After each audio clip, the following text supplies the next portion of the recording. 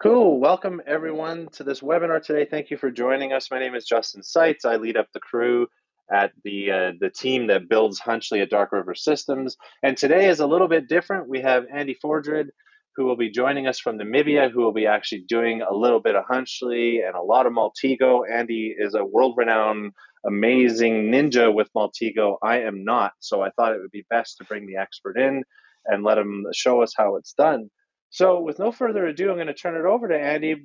Please ask as many questions as you like. I will field the questions and read them out to Andy. He's going to take some pauses to make sure if you have questions about Maltego or what a transform is or anything that we are here to help answer those questions for you.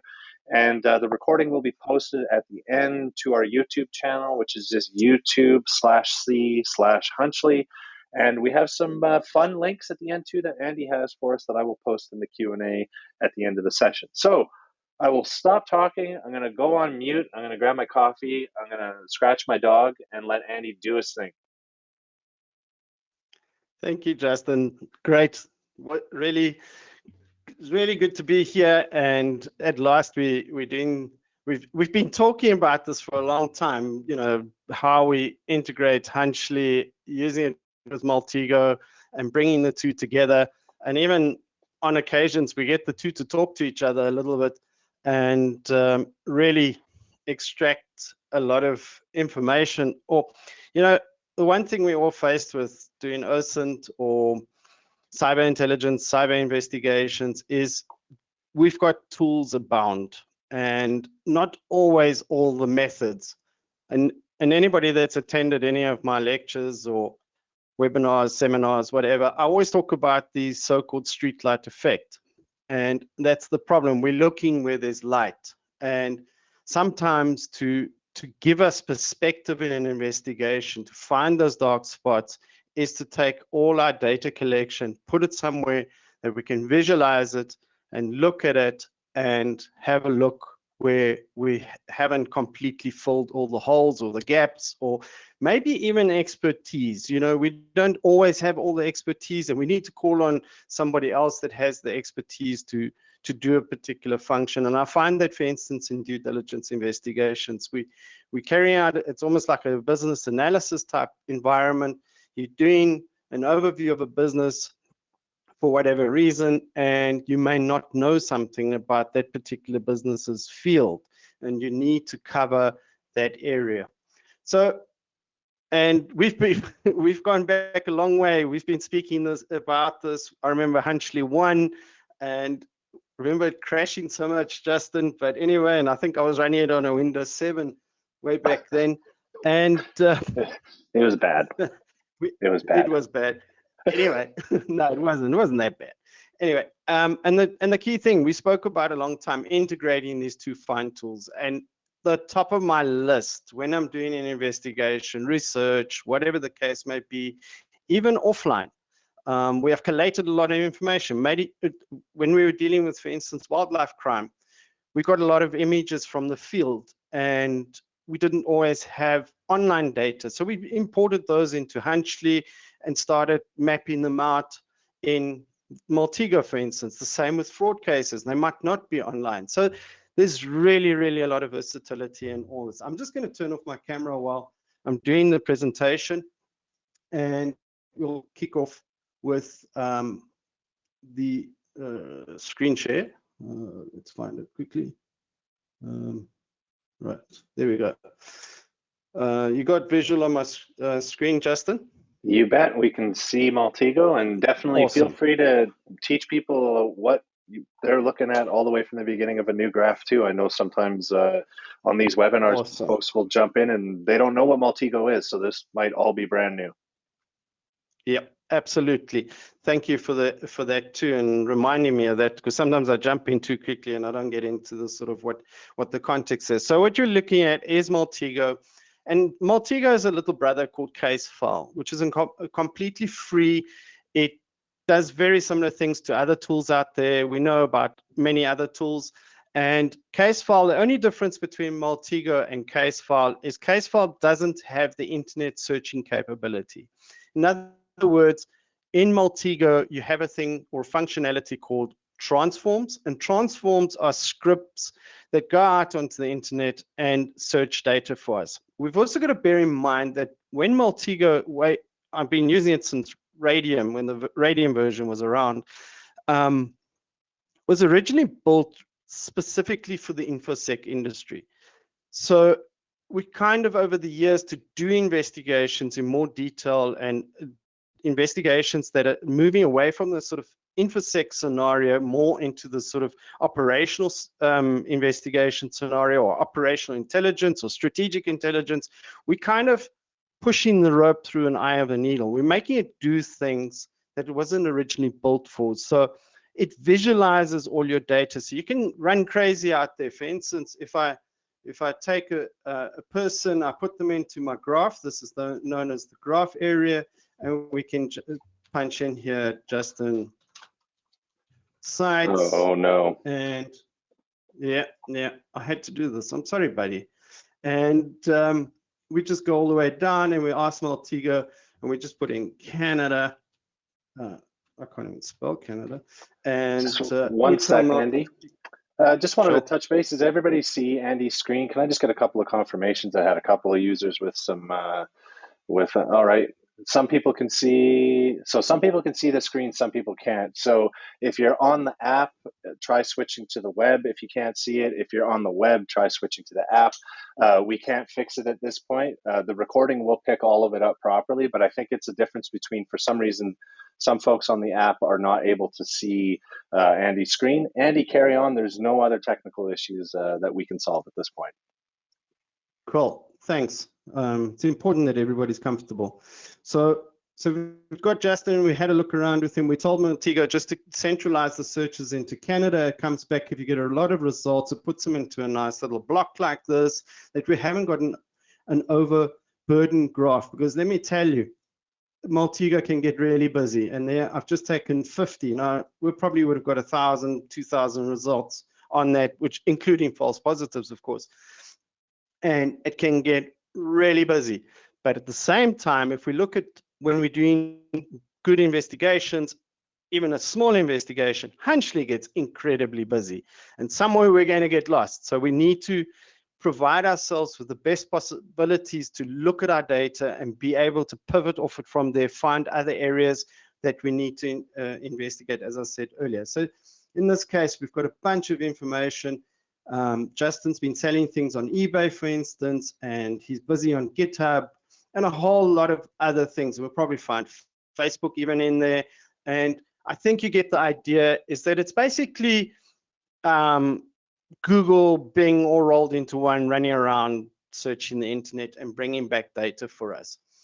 But for today's, and you can do a lot of other things. You can even dork with Maltego, which is great. If you're just looking for, say, PDF files or images or whatever the case, you can do the same dorking in Maltego as you would do in a web browser. So a great amount of flexibility in all of that. So what I've done for this particular demonstration is I've put together some demo information about one Paul Leroux. And if those of you don't know Paul Leroux, he's a South African who allegedly was involved in the origins of Veracrypt and later went on to be hunted down by the DEA and was finally arrested in Liberia and taken back to the United States of America, for whom he is now a guest for the next 10 years. So, and the FBI are tapping into any further knowledge he may not have about his activities.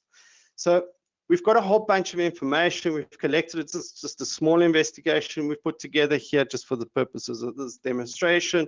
And we want to get this and start organizing it in Maltego. Now, two things I need to quickly just show you. In this screen, Justin, you can see it okay? Because I'm going into my files. Yeah, I can see it.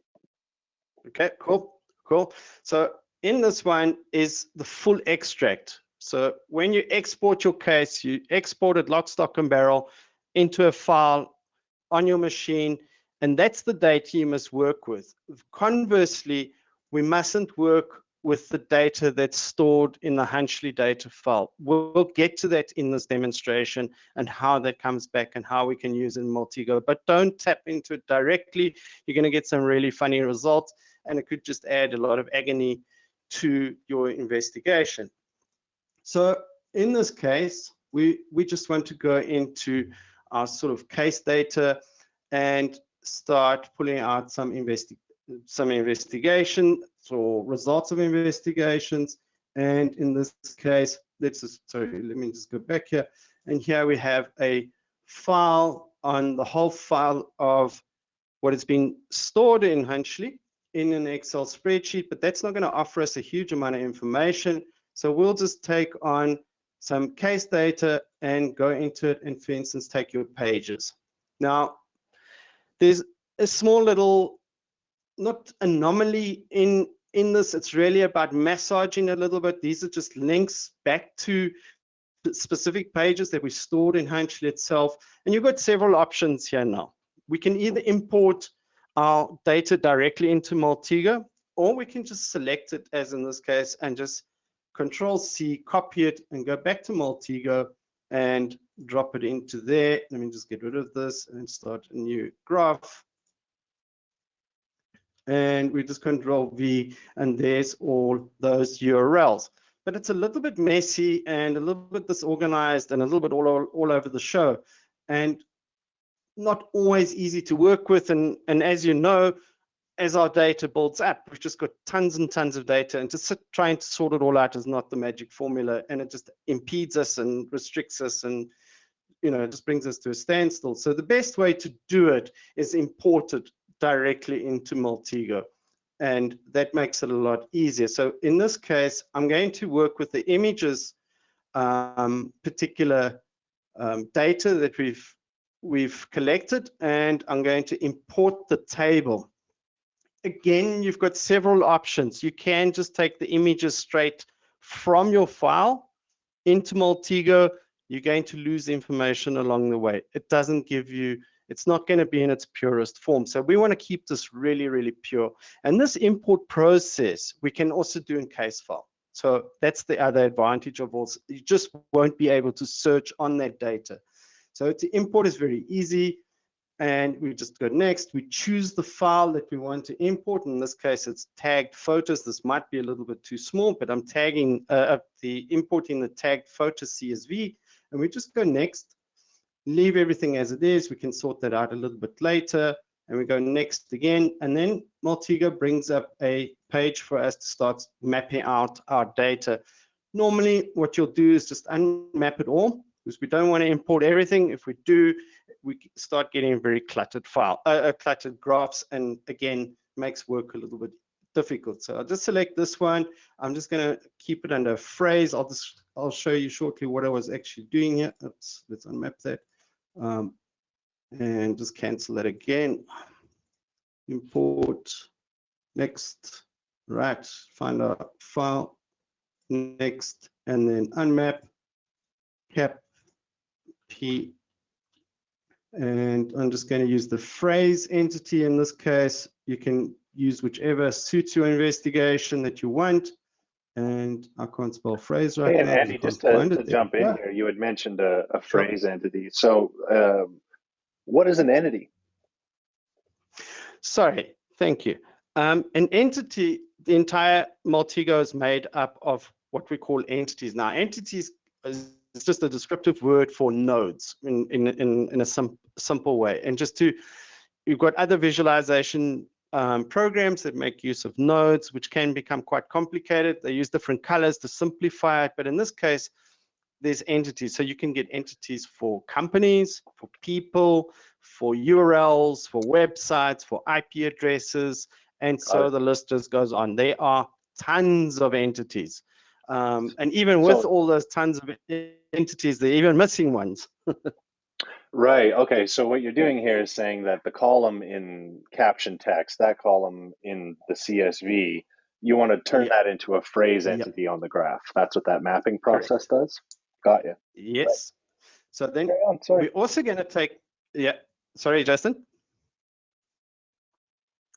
All right. Then we're going to take the photo URL, and we want to bring that into the graph. Now, I'm not taking images. There's a difference here. There's some sort of blockage there. Maltego doesn't articulate images from an Excel spreadsheet quite as clearly as a URL. So we use the URL import feature here, and we just go down, it's collected there. And now just to make sure our mapping is 100% correct, that we've got no strange results, again, that makes things a little bit difficult. We go into the connectivity, and the caption tells us what the photo was about in Hunchly. When you capture an image in Hunchly, you give it a caption as some sort of relevant remark or comment as to why you're capturing this image or giving it a name. And we just want to make sure that is correct. So we just delete that error and then correct it, just reverse it, that it's captioned to the URL. And then from here, we just go next again and next. And Maltego does this for you automatically. So that's the great thing. And we just finish it, and there we go. As easy as that, I hope. And then just to keep it within context, because very quickly, we mustn't work with graphs that are completely disjointed and not connected to something, because once they get really busy, to reverse that cycle can be very difficult. And we're just using the person entity here, and this one we'll just call him Paul for now. And then to map this out quickly enough, we're just going to select by type. We select phrase, and then from Paul, we just pull the arrow across to one of those, and we just, you can label it if you like, and just go okay. And Maltego does the rest for you automatically, which is great. It saves a lot of time. Now, these phrases are telling us what these images were about. This one was on surveillance, this one was on bush surveillance, this one is a vehicle, etc., but we still got no images. So we take all these URLs, let me just select them all, oops. And we just change those within the entity structure right down the bottom here. We just change them into images like that. And there we go. And even Maltego immediately pulls in the images. We're starting to see what they look like. And there we go. We've got the images all together like that. And the only thing here is that it's called them empty, and at some other stage you can relabel those to take that empty away. But in this particular case, we wanted to know about the metadata sitting in some of these images. While they're all still highlighted, we can just right click on them and just go into our transforms, and we go to XF data and just pull all that data. I'm not sure if you all heard the sonar in the background, and it then tells us cell phones or phones that we use to take a particular image. And in this case, this one's got longitude and latitude. And then obviously, as we all know, some images come scrubbed and don't have any metadata or XF data in them. And so we go on. And if we had a phone that was used to take one or more images together, it would have automatically grouped those together as well. And then you can start working with your suspects in that sort of manner. So that is great. It's really awesome from that point of view, and it makes it. And I'm going to leave the images there for a moment because we're going to come back to those. The next one I want to show you is selectors. Now, to me, selectors are critically important. I'm quite crazy about selectors when working with Hunchly. I think selectors and giving our investigations good labeling in the terms of tags is critically important, because again, our investigations grow so fast with so much data, and if we're not defining it as we're moving along, we lose track of our data. So I'm just going to open the selectors file here, and we have a look at this data on these selectors. Now we've got a couple of choices. Again, we can just select them all and be lazy about it and just copy them straight into Maltego and see if Maltego will work its magic, and it doesn't. It's just a disaster, because for one thing, we've got a lot of duplicates, and we've got Maltego's looking at companies as persons, it's looking at persons as companies, etc., etc. It's not great. So that we don't want to do. Again, we've got to go back to rather import our data. So we go back to our table, and we just go back up one, and I can just get that file, and then we've got selectors there, and we just go next, and I'm just going to unmap them again and just pull in the selector name for now. Again, I'm just going to use the phrase entity, because the reason being that until we sort them out, they're you know, sort of, sorry, Maltego does this. Until we sort them out, we need to define what they are exactly, and that we can only do once we're back into our actual investigation on in Maltego itself. So just unmap that selected phrase and just keep that going. Here we go. I know I'm going to select telephone number just now, and next, and we just wait for Maltego. It didn't load it. Why not? Okay, sorry about that, folks. I think All I right, well, pressed cancel. we actually have a question that just came in.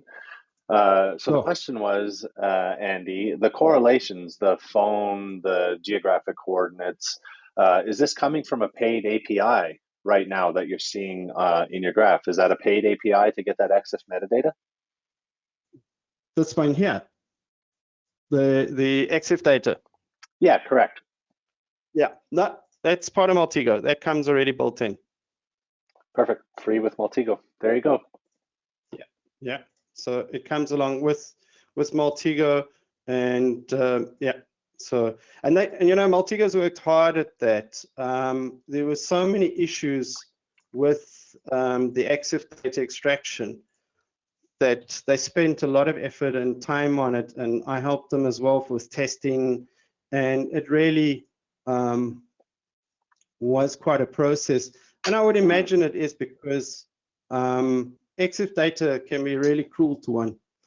Anyway, so we've brought in all these selectors, and for me, this is where, and especially in big investigations, I find selectors are where we really ground our investigation.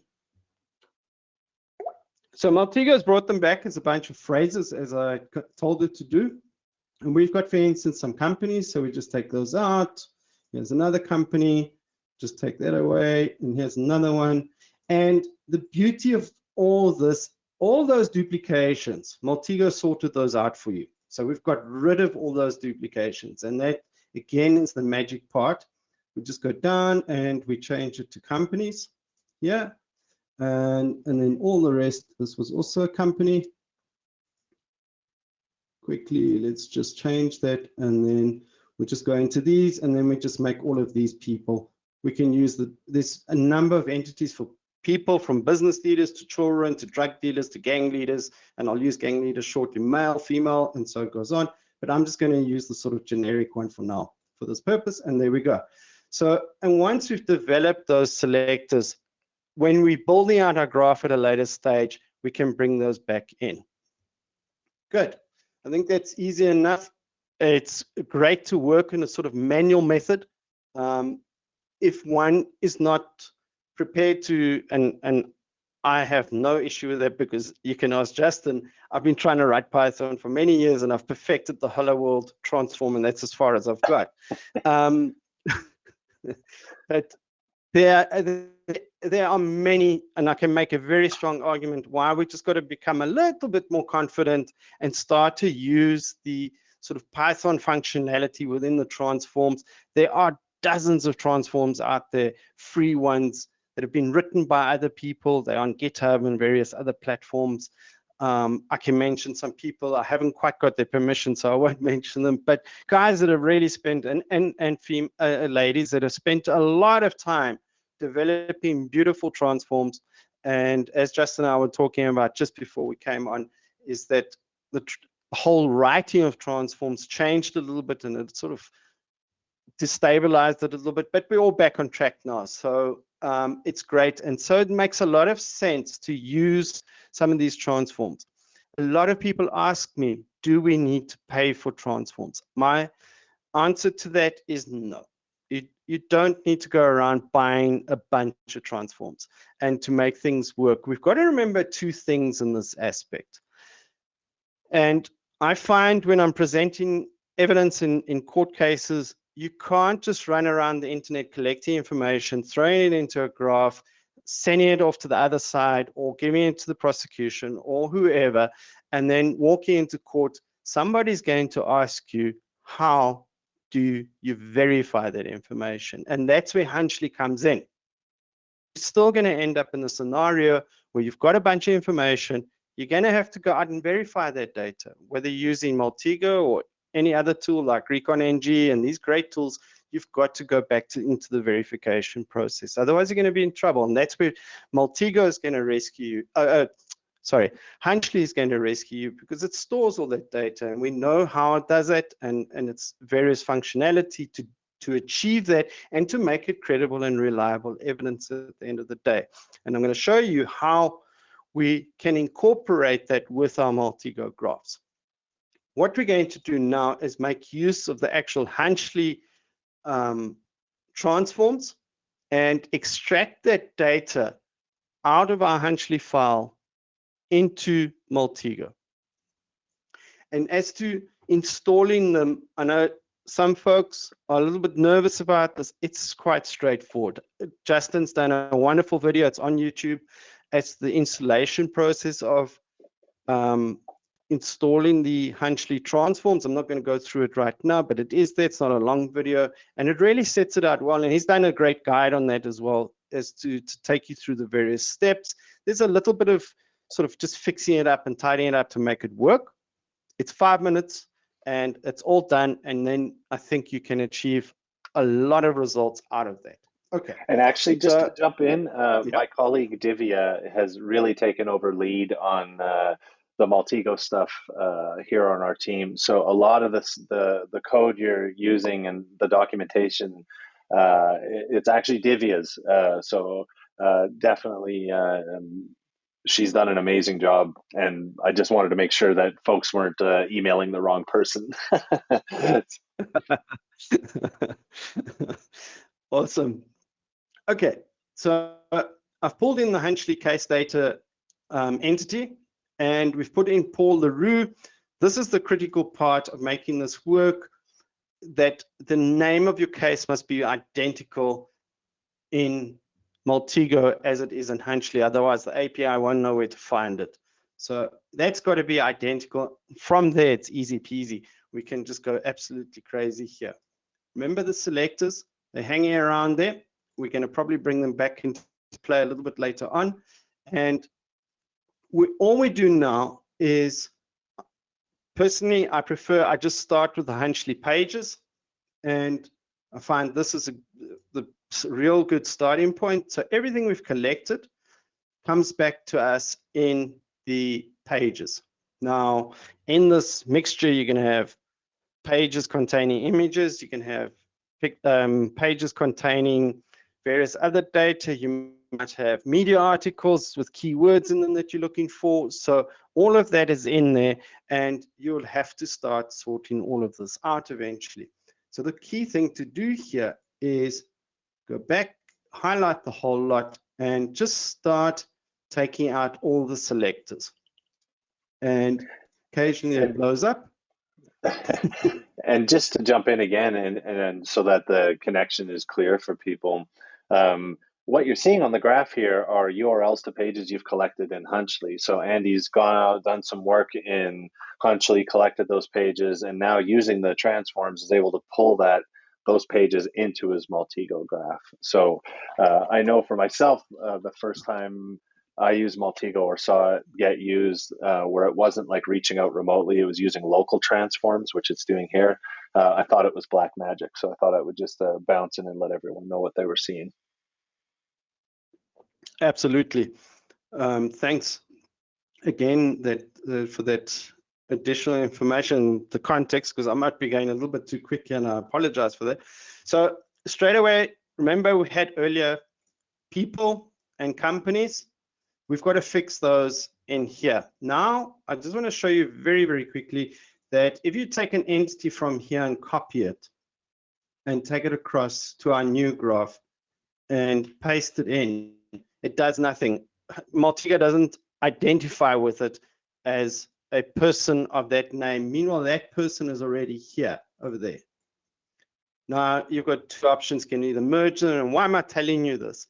When you're dealing with a lot of data, the crucial thing here is to get your entity to the same entity as what you're working with.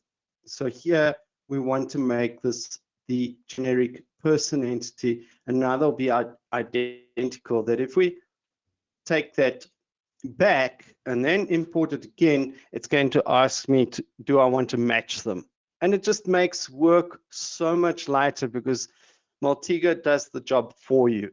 I've done this for years. When before Maltego was around, we were working with other visualization programs, and I used Microsoft Access to remove a lot of duplication data to try and simplify what we're looking at and that sort of thing, just to make things easy. So Maltego really makes that side of the job easy. So for Paul, we're going to give him the honorable title of gang leader. I hope he's not watching. And we'll give him that. And then the others, Dave Smith, Bruce Jones, Joseph Hunter. I believe Joseph Hunter got 18 years for his troubles. And we'll just turn those into people as well. And we're building out our graph. And then we've got companies over here. And then we've got duplicates. I'll show you the duplicate. No, we haven't got a duplicate. No, it's done. Okay. So, and then we just changed that also into companies again. And we've just done, whoops, I left those highlighted. Let's just go back quickly and just correct that. Let's just do our companies. And I think this is like really one of the interesting things too, is that like often I think, and when I've taught like data visualization tricks in the past to folks not using Maltego, using Gephi or other tools, I mean, the thing about doing visual analysis or link analysis, whether it's I2 or Maltego or whatever it is that you do have to spend a lot of time manually pruning your graphs to like clean them, relabel things, reorganize it. I mean, even just like running a layout algorithm on a graph and calling it a day is not enough ever, right? So there is always a little bit of manual work involved to get these things kind of cleaned up and in a state where you can do proper analysis on them. Oh, absolutely. And just to echo on that, you know, we don't want too much automation, because I think in a way we'd start to lose track with our investigations, especially the big ones. And when you're really into it, I think you still want to keep a finger on the pulse. And if you're running automations that are bringing an overwhelming amount of data back at you and you're not sitting going through it, I think we're going to get lost. And you know, the last thing you want to do is end up in a court case and you can't explain how that data ended up there, because your credibility will just. So no, it's an excellent point. I mean, and that is an excellent point. I mean, that's the whole thing. I think that there's jobs that are great for computers to do, and then there are jobs that are great for humans to do. But I mean, I just don't see, even with all this automation, there's just always a lot of manual work if you're going to be a good investigator. So it's always nice to see that reaffirmed, even in an automated tool like Maltego. So carry on. Yeah, thanks. And here I just want to also highlight something. This is a particular web page in the Wayback Machine. And that's not really the important point here. Is when you're collecting data and you find email addresses and telephone numbers, for example, on a web page, Maltego, you can run a transform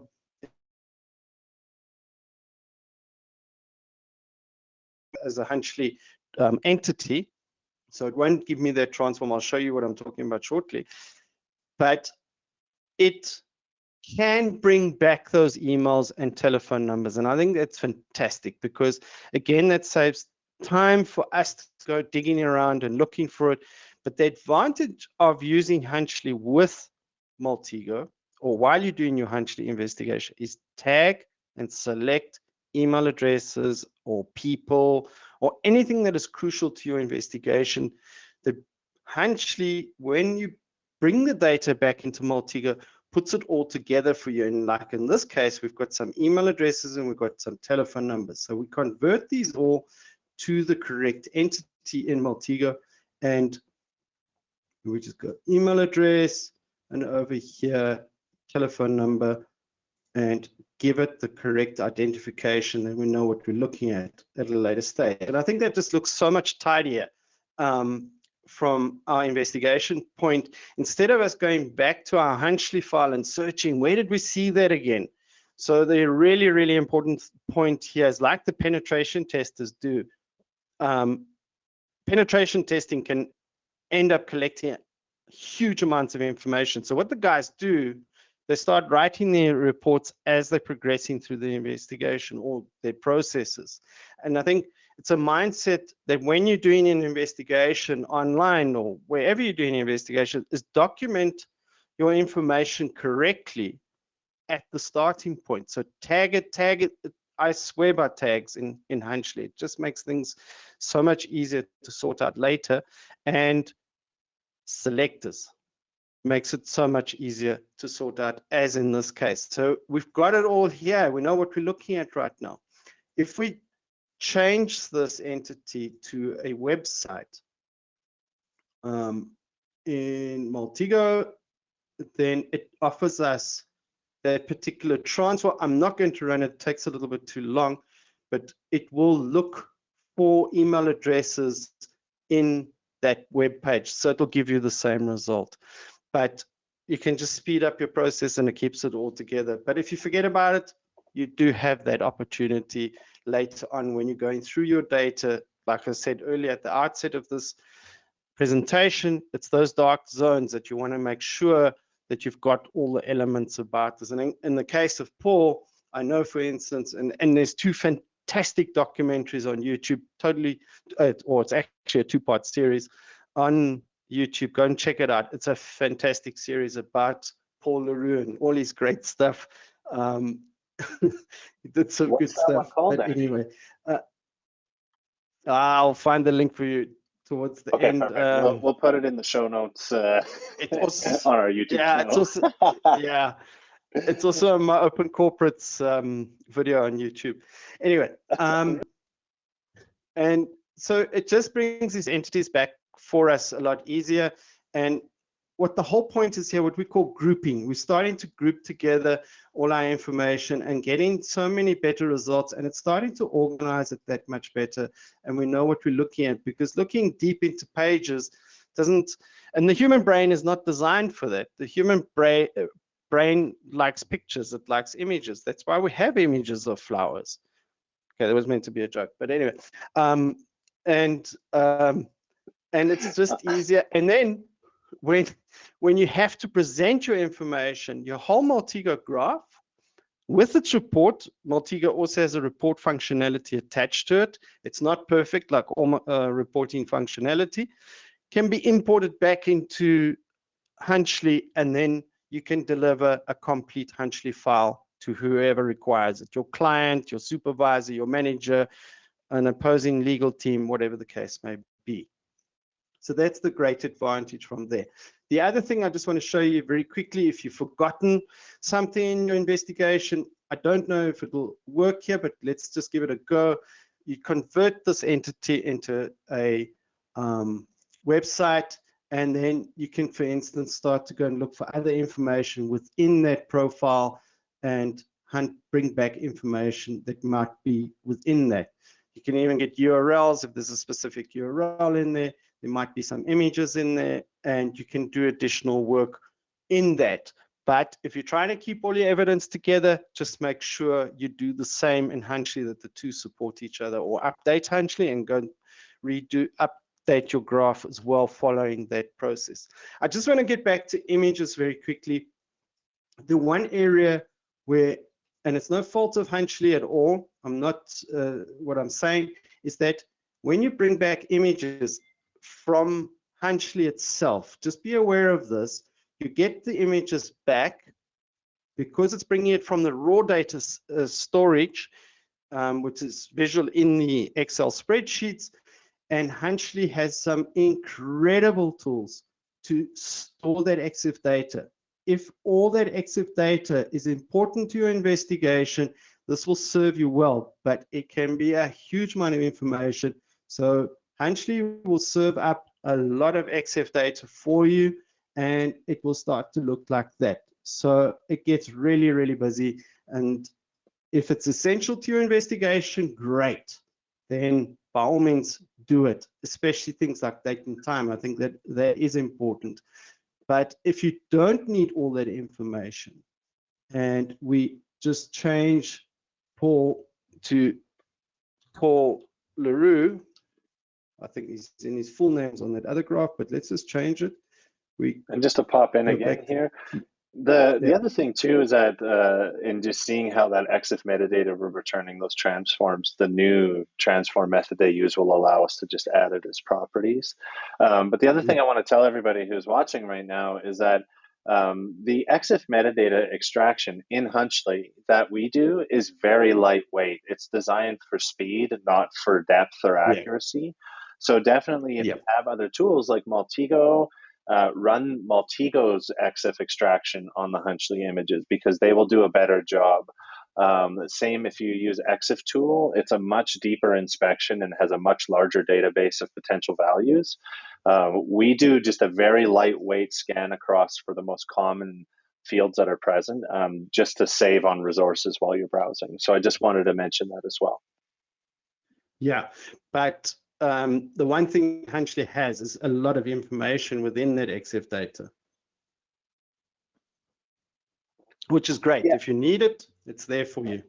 Yeah, and so the EXIF metadata is indexed in Hunchly, so you can search through it in your Hunchly dashboard as well. Exactly.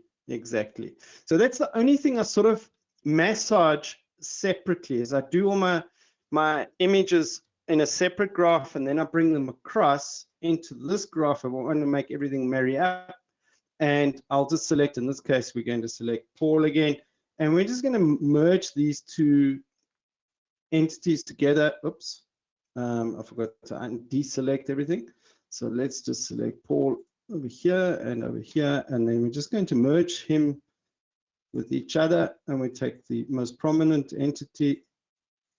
And there we go. So that's what our graph is starting to look like. So all our images are now here with the explanations why the images were taken, with the EXIF data.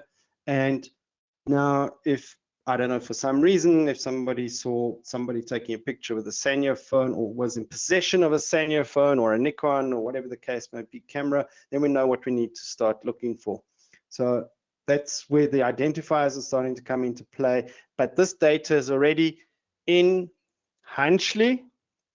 The only difference, again, to reiterate, is that Maltego went out there onto the web to pull the EXIF data from the source image.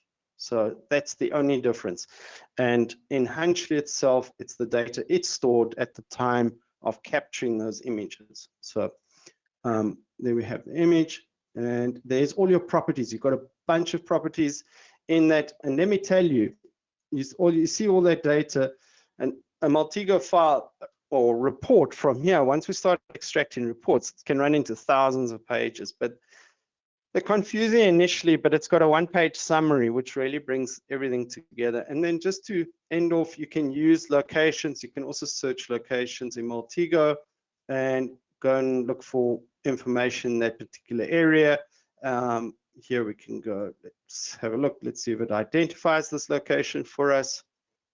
And it does, tells us it's in Spain. Does that picture look like Spain? It's a bunch of flowers. Could be Spain. Anyway. So you can even do that type of geolocation. We'll do one more for fun, and find sort of other locations and see if those come back. The old Maltego, there is currently and this one was Italy. I can verify that. It looks Italy as well. So there you've got that location. So I think you're getting the gist of it. You're really building out your information. You're getting those little bits and pieces, those breadcrumbs of data starts to pull together for you, and is able to start really visualizing your investigation from a complex scenario. But look at this. Even, okay, we can take out all the EXIF data we pulled from Hunchly and just minimize this a little bit. Let's just sort this all out quickly. I just want to show you and Your tidy it ability up. to prune a graph in high speed is impressive, I have to say, because There we it go. takes me way It's longer than that. That's like a 15-minute thing for me to sort so that out. there we go. Look at that. Hunchly, and it's 32 pages, all tidied up, and I think it makes for great reading. As I say, you print out this graph or send it to an image, you do the report to support yourself, send that out, and then you go into attachments on Hunchly, make it an attachment, bring it into that, pack up your whole file, and off it goes to wherever it has to go. I think it makes So things a lot easier. very cool. So you Yeah. actually bring you save your Maltego case, and then you actually bring it in as an attachment into your Hunchly case, and then you export the whole works. That's exactly it. That's Very exactly cool. it. I mean, Ah. yeah, and about May this year, we had a huge investigation. I tell you, between Hunchly and Maltego saved our asses. Sorry for my language, but the Yeah, we have to worry time, about I that think we around would have here had for to, sure. I think we would have had to employ another 2 analysts if we just didn't have these tools. And I'm Amazing. not saying that to speak this scenario up. I'm being deadly serious. It just made things so much easier for us. And then, That's oh, sorry, amazing. I've nearly forgotten one thing. Nice little tip here. We can also reverse image searches in Oh Maltego as yes. well. This is one of my favorite things. But Uh, what I didn't realize was that if you don't see the little thumbnail, like the image has been properly loaded, you may not get the results you expect. Correct. And So this graph's going to get really busy right now. So here goes, and it's going to fire away. You can think up questions. That's my final note on this. do you have like a whip at your desk and you go, whoosh, here we go. No, there, there you go. Okay, we do have questions. Well, that thing, yes, it's going to start throwing images out like crazy. That's so cool though, because it is such an amazing source of intelligence to run those reverse searches. TinEye transforms do give you some free use too, so test them out. If you're going to go take Maltego for a test drive, and I just put it into the chat, you can take a free trial of Maltego, a free trial of Hunchly. The transforms are free. So you can do all of this stuff that Andy has done here today, some of your own testing without having to open your wallet at all. No one's here to sell you a tool or anything. But we do have a couple of questions, Andy, that I think between you and I, we should be able to handle. So the first one I think I'll handle since you're not really responsible for this end, which is what is the reason the Hunchly transforms return special Hunchly entities instead of, say, Maltego entities? So the first reason is that we wanted to be able to have our own entities so that you could trigger Hunchly specific transforms just on them, because no other transform in the Maltego universe would really work against it. So we decided to do that. Now, that all being said, I also realized in kind of doing the development work with Divya recently that kind of the new method that Maltego wants you to develop transforms in, it's probably not a good idea for us to have our own entities, and that we should, as much as we can, normalize to Maltego entities and then add Hunchly properties to those entities. So it's a bit in the yeah. weeds and a bit more into the Maltego kind of internals, but we're going to fix that, and we definitely the new method for writing transforms I find much nicer. So that's why we return those custom entities, and we will. We're going to open up our the GitHub is where the Hunchly GitHub is where Divya has been pushing code as well. And you also saw Andy using the newest configuration file for the Hunchly Transforms 2, which Divya pushed, I believe, yesterday or the day before. Yes. So yeah, let's see here. All right, Andy, well, let's throw this one at you because it's a trickier one. So this question is, what if the source data no longer exists on the web by the time I'm working with my Hunchly data in Maltego? So what then? The websites are gone, the Yeah. social media accounts are suspended, or whatever it might be, the hidden service is gone. What do you do? Well, fortunately, hopefully you've captured in Hunchly, so you should have a copy of it with all the required hashing to show that you haven't created it, and so you should be able to preserve it and then even analyze it again in Maltego. Right. So I guess it would kind of be like your options would be limited in a sense that you wouldn't necessarily be able to like run and get up-to-date intelligence necessarily. No. But I guess the No. important thing is that like once you have all those URLs and all of that content, Maltego can kind of parse it and still retrieve historical information from the Wayback Machine or from Risk IQ or whatever, right? So even Yeah. though all Yeah. of those websites and everything could be totally dead, there are still Yeah. things that you can do with Hunchly data in Maltego to gain historical perspective on what intel was out there at the time. So you're not totally dead in the water, but you're not going to be able to get anything up to date, or maybe even things like that image retrieval where it's pulling down EXIF. If the image is no longer available, Maltego won't be able to pull it Yeah. down and run EXIF Yeah. on it. So you'll have to pull it in from the Hunchly side instead, because the images will be the same. Got I it. All think, right. So taking, go ahead. yeah, I think, Maltego's Wayback Machine transforms have really, really developed into a really great tool. They really make that process a lot easier. And funny enough, when I was just doing this brief investigation on Paul LaRue, a lot of stuff has disappeared. On the Wayback Machine, there's a ton of stuff about Paul, his email addresses, usernames, all sorts of things that are still, I wouldn't say of relevance to the legal process because that's done and dusted, but it's all there. So it can be Yeah. found from that point of view, it captured in Hunchly, and then, as you've seen, we've used it now today in this demonstration. Right, yeah, and I think it's also interesting too because when, and in some cases I'm working some rather complex stuff currently myself, and it's funny because you do hit limitations where you just have to use code, where like Wayback Machine didn't have anything. There's nothing in Google Mm. Cache. I didn't have the benefit of a Hunchly capture from 5 or 6 years ago, but I was able to use Python to query against Common Crawl, Yeah. and I found some results in Common Crawl. But I had to write some specific tooling to query it in this very specific way. It wasn't just like I wasn't asking for just one resource. So it's a funny thing, I guess. The having that full spectrum of skills is really useful because eventually, at some point, you may run into a situation where there just isn't a tool or a resource to do what you need to do. You gotta kind of um, MacGyver a couple of tools together to make it work. Absolutely. All right, what else do we have? Show a report. Someone has asked to show a report. Do you want to see a Maltego report? Am I right in assuming that? I'm gonna table that for now. I would maybe do like one of those PDF exports that you were referring to that had the one-page summary, and I'll move on to the next question. Am I right that it is not possible to parse Hunchly notes? So, in a sense, yes. Hunchly notes are kind of a funny thing because they're like a screenshot and data and a page capture.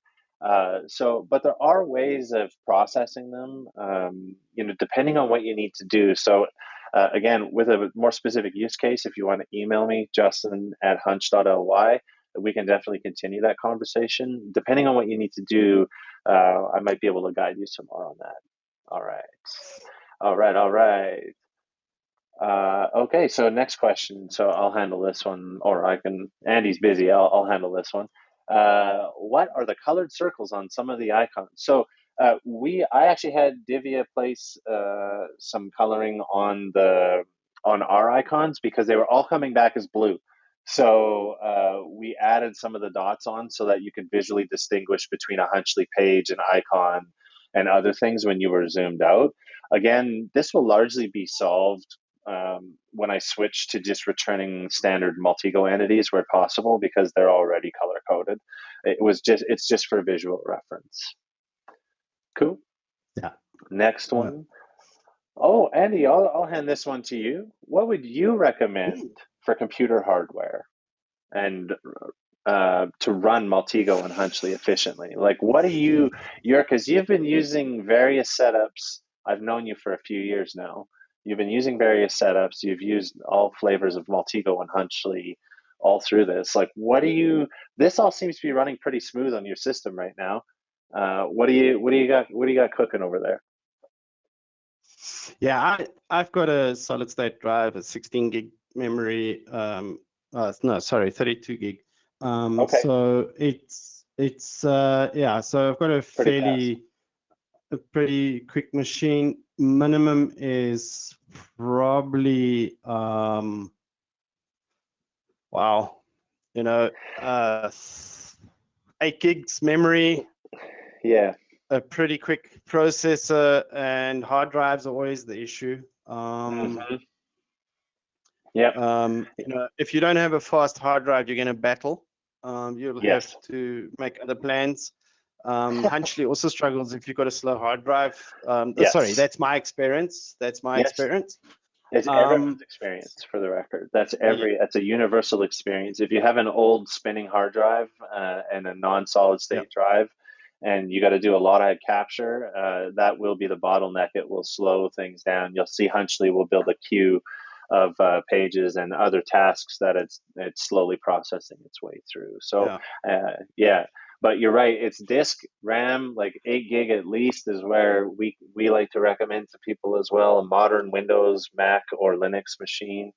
But the big thing is like in my VM, I don't run both tools at the same time because I do find no, things do start to slow down. But on my regular day-to-day laptop, I can run both things just totally fine. But I have a higher end MacBook, I guess. So yeah, disk and at least 8 gigs of RAM. I think is mm, having a solid state bare disk minimum. and 8 gigs of RAM. Yeah, and Yeah, bare Hunchley will minimum. use disk. Yeah, Hunchley will use disk. So having a nice offline backup drive is a good idea too, so you can export those cases, get them off of your main machine. Anyway, Andy has produced a report here. The people Okay. have requested, and Andy has responded. What do you have here, Andy? So what I have here is a PDF file. On this very first page is the entire graph, and it's already small. What I normally do is I export the entire graph as an image. If a client doesn't have any facility to view Maltego graphs, unless they've got a client of Maltego to view it. Otherwise, I just do a high resolution image for that, because the reports don't really produce a nice one, so it goes as an extra. It's there for whatever purposes, and then and that small investigation is 93 pages now. And then Yeah, you get the summary right at the beginning. Here it breaks them down into top tens, which is quite nice. convenient because it gives you a quick overview of what you're doing. For instance, like this E4M, which Paul used to originally develop TrueCrypt, which was the Mm. predecessor to VeraCrypt, wasn't it? Yeah, it was TrueCrypt. Yeah. So he used Yes, E4M. that's right. Yeah. So for instance, that's got 7 links to it. Bigger investigation obviously have more links, and then Paul himself has some Such a links, and crazy then story. It is truly. um, And also for a yeah, Canadian version of like stuff you want to go hunt on Wayback Machine, that Karim Baratov is one that was also amazing and very much like Paul, who left behind this massive amount of infrastructure and this trail behind him. and then yeah, then it's got the outgoing links, total ranked links, and then it starts to get into a lot more information by entity types. It'll break them down Mm. into, for in this case, backlinks. It gives you your companies, it'll split them up for you, your devices, all the devices that were discovered. So it cascades almost like the graph, just Mm. in written format. And then your email addresses, your GPS locations, gang leaders, your case, your Hunchley case, all your case links, your pages. Those will all Nice. go in there, all your photos, so on. And then it starts to spread out your phone numbers, it starts to spread, and then it'll go into each entity and tells you what links to that entity. So that's where it starts getting That's really, when it really busy. starts getting Yeah. heavy. And Interesting. then That's for really instance, cool. Awesome. Well, thank you for yeah. showing that, and hopefully that helps to show off, I guess, the how handy those reports are. And again, it's kind of like, it harks back to like looking at Qualys reports or other tools like that, where you Yeah, you would get these like massive, huge reports out of a huge. scan, but the Yeah, summaries were actually pretty good. yeah, yeah. David Benford wanted to say, Andy, you're the master of Maltego, so we'll kick David out here now. I don't know if we let that ruffian in. All right. Do you have use cases for penetration testers and red teams for Hunchly? I don't know if you want to take that, Andy. Wow. I think there's a use case for them all the time. I mean, all of those require reconnaissance before you even set out on your journey.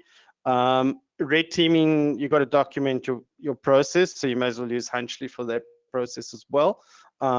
Penetration is exactly the same.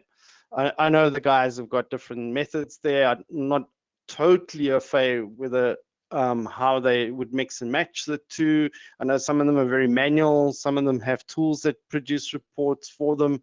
What I do find, a lot of penetration testers sit with, for instance, with a network vulnerability scan, they sit with one report, and then they sit with another report for port scanning, and then they sit with another report for whatever, and trying to bring all of those together. So maybe, those can be grouped together in a sort of Hunchly format and then produce the report from there. Red teaming, I think definitely. I mean, from a physical point of view, it's a nice diary to keep. We've used it. For example, I know there's different formats of red teaming, I'm aware of that, but as I made reference to with organized crime, the wildlife crime, we had pictures and images from surveillance out in the field brought back to us. We incorporated those into Hunchly. They were just attachments. No, that's really interesting. And I mean, I spent many hours penetration testing in Yeah. a former life. And, for me, I guess the thing that popped into my head as a pen tester right away was more than once in my career, and it was always with web apps because they could swap code on you and you had no way of knowing, right?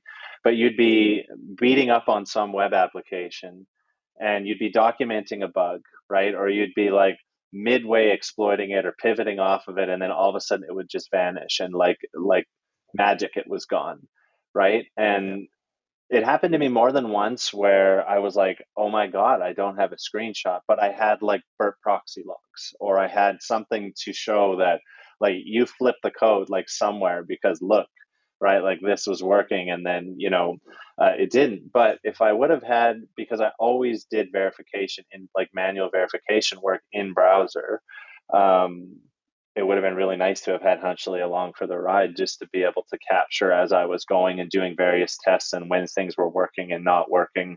But also, I had gotten into situations where I didn't have, you would create like an error, or some web app or some Java service would barf out this big stack trace. And that would have been really handy to have Hunchly capture, because searching through that stuff later would have been much nicer, right? To be able to go like, did I Yeah. ever see this function name or this other thing? So again, more in the technical weeds of penetration testing, but more than once, Hunchly would have made my life a little easier, or at least like would have prevented an argument with some developers. What? Yeah. Yeah. Absolutely. What we've done with, for instance, with and it's slightly off that particular question, but with recordings of an interview or something, we've taken sound bites of that, loaded it up onto something that, or used a tool to extract the text of that, open it in a browser and capture that back into Hunchly, and then use the selectors to take out the words that we were looking for. Ah. Yeah, and see, this is like a lot more conversations we're having amongst the team and with folks like yourself and customers, is just like that need for where, and you can tell too with our training and other stuff, is just there's a need to kind of build tools around Yeah. your investigative work, right? Without getting in your Yeah. way, but without being Maltego, because that's a perfect example. I know. Someone else, it might have actually been Micah Hoffman years ago, and I were trying to come up with some way for him to like load this monstrous page of full of data, just to get the data extractors to run across all of it, so that then he could use it, right? So sorry, Micah, if that Yeah. wasn't you. I think it was you. So yeah, there's always like, and I can see you too. It's always, we try really hard to not force people to jump through hoops to do these weird things to make things work. But Yeah. it's investigations are messy. They're a difficult thing to universally kind of address with one tool. So this is why it's great to see tools like Maltego and others that folks are using that are outside the browser, that aren't writing code. Yeah, they're a little bit more technical, but like I know every time I talk with you, and this is because we've had to chat a few times over the last week to get set up for this. And every time I hang up the phone, I'm like, this is crazy. I always learn something new about Maltego, and I've been using it forever, right? But you always have like these little tricks and stuff that it's amazing what you can do with it. So I always feel like totally reinvigorated to go back and start building some graphs. So thank you for that. No, thank you. It's also a pleasure to help people. Awesome. Well, I don't see any more questions. I think we've Awesome. addressed everything. You had sent me, there is a link to some Maltego training that Andy wanted to share with everyone. It will be in your chat box. There you are. So go That check that that out. training, yeah, that training's for free. There's no cost to it. It does refer back to me. It just keeps me comfortable with Maltego. They know that I'm promoting their product for them. So that's all it does for me.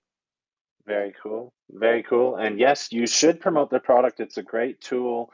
You are amazingly good with it, and thank you for that.